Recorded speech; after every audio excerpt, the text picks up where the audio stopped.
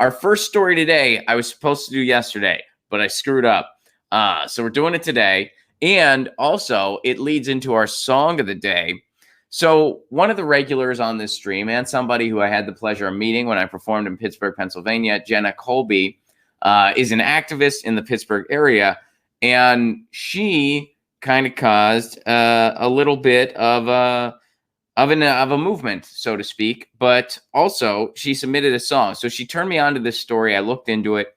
I want to share it with y'all. It concerns fracking. And also, she simultaneously was like, hey, this should be the song of the day.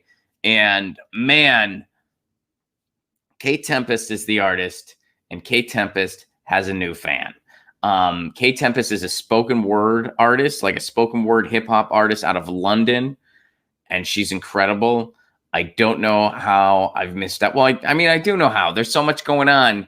You can't catch everything. But the song of the day, Europe is Lost by Kate Tempest. I wrote down I jotted down a few notes of a couple lines from the song. It's a spoken word piece. And then there's like a melody and it's electronic. It's really, really good. And there's so much going on in the song, so many words, so many lyrics, and she's just so rhythmic with it. It's well done spoken word. It's very well done spoken word. But here's a few lines I want to highlight. Product of product placement. London is lost. America is lost. We're wanting a night to remember that we'll soon forget. It is powerful spoken word. It is about the corrupt work culture going on in the world. It is about rising neoliberalism in the UK and in the USA. Brilliant stuff. Europe is Lost by Kate Tempest. You know, I think I really wanted to like highlight a few segments of the song, and I'm pretty sure that if you just play a few seconds and you're talking about it, technically that does fall under fair use. I mean, that, like, I know that for a fact, like that is considered fair use, but I'm still nervous about doing it. Like, I'm still nervous about like, well, it could lead to a copyright strike. So, you know, look it up yourself. It's Kate Tempest, Europe is Lost. Slip there. Kate Tempest, Europe is Lost. Great track. You know, spoken word is a lot like stand-up comedy in many ways, but in one way, it's like when spoken word is bad, it's really bad. But when spoken word is good, holy shit, it's incredible. I feel like stand-up comedy is the same way. When stand-up comedy is bad or it's just like not the right environment for it, it's a pretty horrible experience. But when stand-up comedy is good, it's a really special thing. I'd like to think so. So, I mean, I guess especially I'd like to think so. I hope so.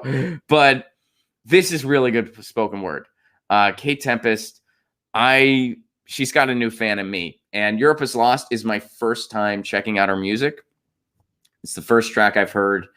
But it's one of those things where as soon as you hear it, you're like, yeah, I'm a fan of this. She's got a new fan. And I'm going to be diving into her catalog more later today. So Kate Tempest, Europe is Lost is the track. Jenna, thank you so much for that submission. And thank you for doing what you did here. Let's see what Jenna's up to. Boom. Late night Facebook exchange leads to coalition to call for Bizzarro's ouster from PA Climate Caucus. Understanding of shale gas's role in climate change should be a prerequisite to participation in the caucus. All right, so today, the Better Path Coalition, which is an environmental organization in the Pennsylvania area, submitted a letter to Representative Steve McCarter, chairman of the PA Climate Caucus, calling for Representative Ryan Bizzarro's, which, man, not a pseudonym. How about that? Removal from the legislator's 60-member caucus after a late-night exchange on Facebook. So constituent Jenna Colby posted her wish that Bizzarro would reconsider his support for Restore Pennsylvania. Bizzarro responded that he wouldn't, prompting a follow-up question from Ms. Colby asking if he is pro-fracking. He responded, I'm pro have an actual idea of how our economy in Pennsylvania works. I wish others had that sense too before they talked about bans, rainbows, and ponies. What a response. What a response. So basically, Jenna confronted this guy. Well, are you pro-fracking then? You're on this climate committee. Are you pro-fracking? And he's like, I'm pro how things get done. I'm not for rainbows and ponies. Gee, we've heard that before, huh? First of all, why are you...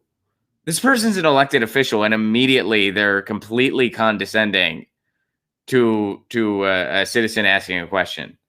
And they're doing so on Facebook where there's like people can take screenshots.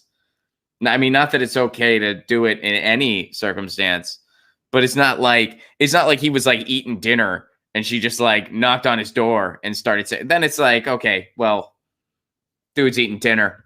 And that was, I can see how he might get kind of teed off. But the person asked a question on Facebook. Jenna asked a question on Facebook. He was immediately condescending about, oh, I'm for ponies. Which, by the way, we did a study on fracking here, or we covered that article rather on fracking, where even a shale oil CEO is admitting that it's all bullshit.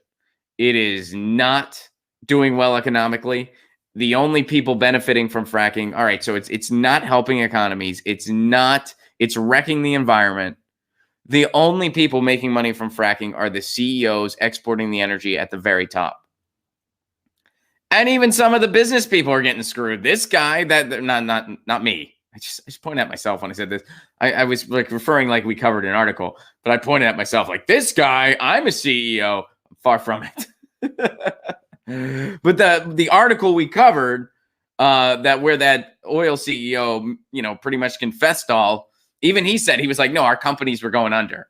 There was mismanagement all across the board. It's not benefiting anybody. The companies are eating themselves. It's just the CEOs at the very top, who is the donor class, that benefits from fracking. So this guy, what this gentleman said to Jenna, it's not rainbows and ponies to think that we can't stop fracking. It's, quote, rainbows and ponies to think that we can just keep going with this. It's rainbows and ponies to think we can keep wrecking the environment, poisoning well water, and exploiting neighborhoods and communities and people. Also, a few CEOs that pad our pockets can get rich. That's rainbows and fairy tales. But unfortunately, the rainbows and fairy tales in the form of propaganda by the corporate media are still working.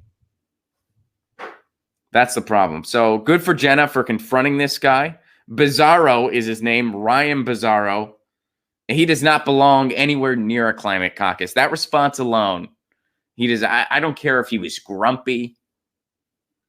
And first of all, it's like this happened online. Like it's not like, again, it's not like she jumped in his face and was like, fracking right now, bro. Then I could see like, okay, maybe he got a little mad and maybe he could like take a few steps back and be like, I believe there's an economic incentive to this, which he's wrong. And then maybe you say, well, I'm open to other perspectives, which you could hear another perspective where they're like, well, you're wrong. Here's an oil CEO admitting that there's no economic incentive, quote unquote, to doing this. So it doesn't help the economy locally. It just helps the pockets of a few CEOs. It doesn't help the economy. It certainly doesn't help the environment. There's no reason why we should be doing this other than a few of your donors getting rich. So who do you serve? The donors or the people? We know the answer to that question. But again, immediately, right away, I mean, when you're on Facebook, you have time to think about a response. Like you have time to draft out a response and consider what you're going to say. And that's what this dude said. And he didn't give a shit. He didn't give a shit at all. So good for Jenna for doing that.